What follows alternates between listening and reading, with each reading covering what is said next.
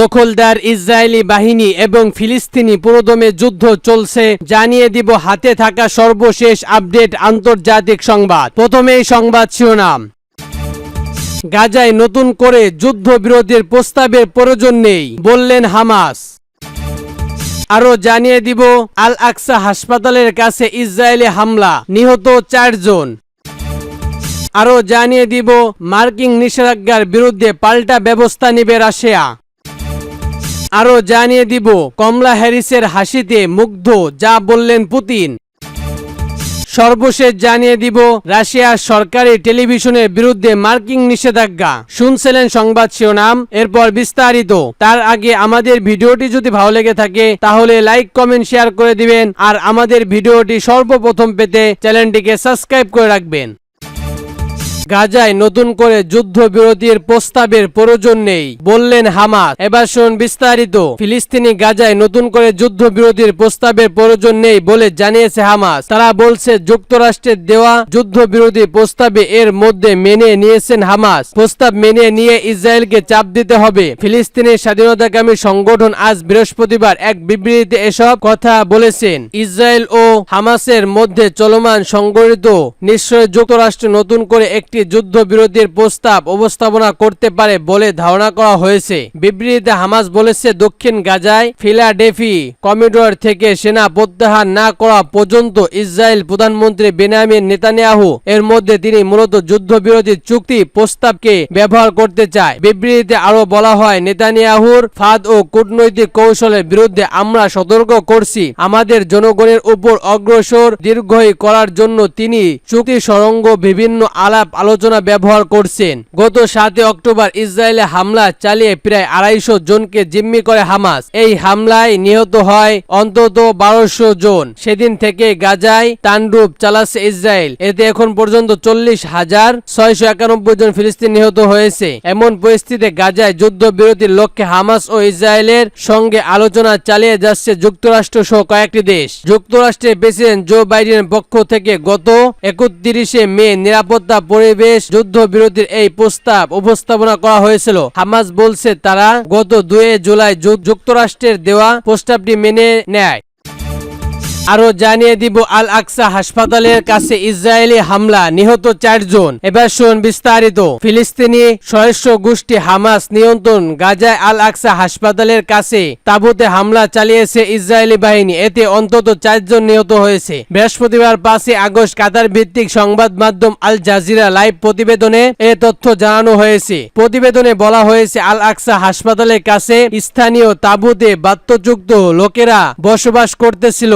সেখানে হামলা চালিয়েছে ইসরায়েল। ওয়াফা নিউজ এজেন্সি জানিয়েছে নিহতদের মধ্যে নারী ও শিশু রয়েছে। এছাড়া আল মায়াদিনে হামলা চালিয়েছে ইসরায়েল। এই অঞ্চলটিতে পূর্ব ইসরায়েলি বাহিনী মানবাধিকার অঞ্চল হিসেবে ঘোষণা করেছিল। ওয়াফা নিউজ এজেন্সি বলেছে এই হামলায় 1 জন নিহত এবং 10 জন আহত হয়েছে। গত বছরের অক্টোবর থেকে গাজা ইসরায়েল ও হামাসের মধ্যে যুদ্ধ শুরু হয়। এতে এখন পর্যন্ত গাজায় নিহত সংখ্যা 40,000 পেরিয়েছে। আরো জানিয়ে দিব মার্কিন নিষেধাজ্ঞার বিরুদ্ধে পাল্টা ব্যবস্থা নেবে রাশিয়া। এবার শুনুন বিস্তারিত। তথ্য প্রচার ও নির্বাচনের অস্ত্রগুলোর অভিযোগ রাশিয়ার সরকারি টিভি চ্যানেল একটি নেট সহ 2টি সংস্কার ও 10টি ব্যক্তির বিরুদ্ধে নিষেধাজ্ঞা জারি করেছে যুক্তরাষ্ট্র। এ নিয়ে তীব্র প্রক্রিয়া দেখাচ্ছে রাশিয়া। আজ বৃহস্পতিবার রুশ পররাষ্ট্রমন্ত্রী মুখপাত্র মারিয়া জাখারোর বর্বরতা দিয়ে রাইটার জানিয়েছে মস্কোর মার্কিন গণমাধ্যমের বিরুদ্ধে পাল্টা ব্যবস্থা নেওয়া হবে। মারিয়া জাখারোভার অভিযোগ, সত্য ঘটনা আড়াল করতে মার্কিন জনগণকে বোকা বানাচ্ছে যুক্তরাষ্ট্র। রাশিয়ার গণমাধ্যমের উপর এই নিষেধাজ্ঞাকে আলোচনার পিছনে ছোট সঙ্গে তুলনা করছে তিনি। রুশ মুখপাত্র বলেছেন যুক্তরাষ্ট্র তার জনগণের জন্য সব ধরনের তথ্য ও গণমাধ্যম উন্মুক্ত রাখতে উদ্ভক্ত, কিন্তু মার্কিন কর্মকর্তা সেই দায়িত্বের সঙ্গে সংঘাতিত উপদেষ্টা নিচ্ছে। এর প্রক্রিয়া যথাযুক্ত ব্যবস্থা নেওয়া হবে। তিনি আরো বলেন, মস্কোর উপদেষ্টা যুক্তরাষ্ট্রের মতো বা বিভিন্ন কিছু হতে পারে। যুক্তরাষ্ট্রের নির্বাচন রাশিয়ার গোয়েন্দা সংস্কার প্রভাবের অভিযোগ উঠে আসছে দীর্ঘদিন ধরে।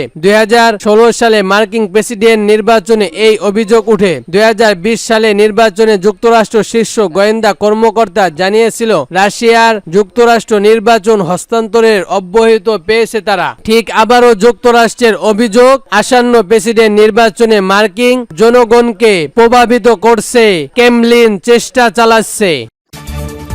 আরো জানিয়ে দিব, কমলা হ্যারিসের হাসিতে মুগ্ধ, যা বললেন পুতিন। এবার শুনুন বিস্তারিত।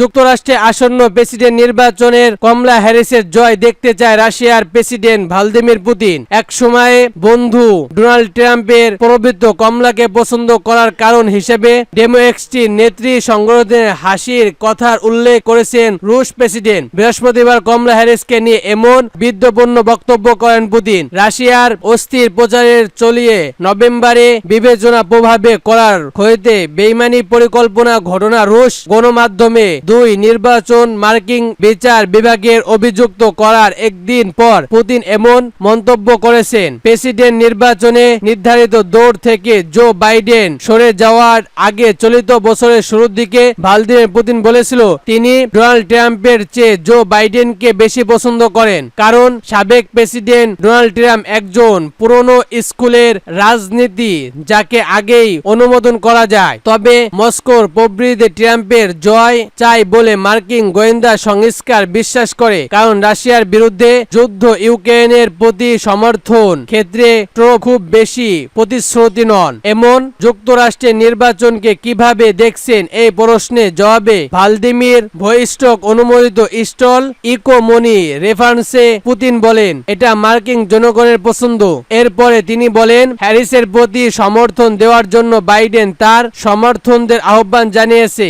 আমরা তাই করব, আমরা তাকে সমর্থন করব। রুশ প্রেসিডেন্টের এমন মন্তব্যের সময় অনুষ্ঠিত উপদেষ্টা ও পুতিন উভয়কে হাসাতে দেখা যায়। এই সময় অনুষ্ঠিত উপস্থিতি দর্শনের কাছে থেকেও সান্ত্বনা পান তিনি। হ্যারিস সম্পর্কে নিজের দৃষ্টিভঙ্গির বিষয়ে পুতিন বলেন, তিনি অভ্যন্তর খোলা মনের এবং এমনভাবে সক্রিয় হাসি উদার দেন যে তার অর্থ তার সবকিছু ঠিক আছে। রুশ প্রেসিডেন্ট বলেন, এর অর্থ সম্ভাব্য তিনি রাশিয়ার বিরুদ্ধে প্রবৃত্ত নিষেধাজ্ঞা দেওয়ার থেকে বিব্রত থাকবেন। বিবৃতিতে প্রেসিডেন্ট হিসেবে হোয়াইট হাউসের অন্যান্য যে কারো চেয়ে বেশি বিরোধিতা সবচেয়ে বেশি নিষেধাজ্ঞা দিয়েছিল ডোনাল্ড ট্রাম্প, সূত্র রাইটার্স। আরো জানিয়ে দিব, রাশিয়ার সরকারি টিভির বিরুদ্ধে মার্কিন নিষেধাজ্ঞা। এবার শুন বিস্তারিত। মার্কিন নির্বাচন নিয়ে ভুল তথ্য প্রচার করেছে রাশিয়ার সরকারি টিভি। এমন অভিযোগ রাশিয়া এই সরকারি টিভি সম্প্রদায় শোষে বেশ কয়েকজনের বিরুদ্ধে নিষেধাজ্ঞা জারি করেছে যুক্তরাষ্ট্র। যুক্তরাষ্ট্রের পক্ষ থেকে সরকারিভাবে জানানো হয়েছে আরেকটি নেটওয়ার্কের সঙ্গে জড়িত 10 জন ও 2টি সংস্থার বিরুদ্ধে নিষেধাজ্ঞা জারি করা হয়েছে। এর মধ্যে আর টিভির সম্প্রদায় সরকারি প্রধান অব্যাহত রয়েছে। মার্কিন এনার্জি সেন্টার জনগণের চেয়ে বলেছে, আমাদের দেশের সংস্কার উপর থেকে যাতে মানুষ অব্যাহত চলে যায় সেজন্য সরকারের মাধ্যমে মিথ্যা প্রচার করেছিল। যুক্তরাষ্ট্রের সরকার এই অবস্থা নিয়ে বুঝিয়ে দিয়েছেন, যারা এই ধরনের প্রচারের পিছনে আছে তাদের দায়ী ধরতে করবে। সরকারের তরফ থেকে জানানো হয়েছে, এই নেটওয়ার্কের সঙ্গে যুক্ত যুক্তরাষ্ট্রের মানুষকে প্রভাবিত করার জন্য সামাজিক মাধ্যমে প্রভাবশালীদের নিয়োগ করেছিল। তাদের মধ্যে তারা ক্রেমলিন স্থাপিত বার্তা দেওয়ার প্রচেষ্টা করেছিল। অ্যাটর্নি জেনারেল গার্ডেন জানিয়েছে, রাশিয়ার একটি নেটওয়ার্ক 2 কর্মী নিউ ইয়র্কের বিদেশি মুদ্রা আইন এবং বিদেশি এজেন্ট রেজিস্ট্রেশন আইন ভঙ্গনের করেছে অভিযুক্ত হয়েছে। তিনি আরো বলেন, এই 2 অভিযুক্ত টেনেসটি ভিডিও একটি কোম্পানিতে অর্থ দিয়েছিল। রাশিয়ার পক্ষে প্রচার চালানোর জন্য এই অর্থ দেয়। এই কোম্পানি আমেরিকার সামাজিক মাধ্যমে ইকোফ্রেন্ডে দিয়ে এই প্রচার চালাবে বলে ঠিক করে। মার্কিন সরকার জানিয়েছে, এর উপর সংগঠিত প্রায় 2000 ভিডিও বানায় অভিবাসন সমৃদ্ধর মতো বিষয়গুলো নিয়ে। নভেম্বর থেকে 1,70,00,000 বার এই ভিডিও দেখাইছে মানুষের। হোয়াইট হাউসের জানিয়েছে, রাশিয়ার প্রেসিডেন্ট ভ্লাদিমির পুতিন আরেকটি নেটওয়ার্কের এই কাজ করা তথ্য জানিয়েছে। জাতীয় নিরাপত্তা পরিষদের মুখপাত্র জন কির্বি বলেছে, আমাদের বিশ্বাস পুতিন এই নির্দেশ দিয়েছে মার্কিন নির্বাচনের সহায়তা করার জন্য। যুক্তরাষ্ট্রের এই প্রথমবার রাশিয়ার বিরুদ্ধে অভিযোগ করলো এমন নয়। মার্কিন গোয়েন্দা বিভাগের প্রকাশিত রিপোর্ট বা হয়েছে 2020 সালে রাশিয়া থেকে প্রেসিডেন্ট ট্রাম্পের অনুমুক্ত ভোটারদের প্রভাবিত করার চেষ্টা করেছিল। 2016 সালে ভোটেও রাশিয়ার স্থপেক্ষ করেছিল বলে মার্কিন গোয়েন্দা মনে করেন। সেখানে তারা ট্রাম্পের পক্ষে ছিল বলে তারা হতাহত হয়, কিন্তু সেই তদন্ত পর্যন্ত প্রায় পাওয়া যায়নি।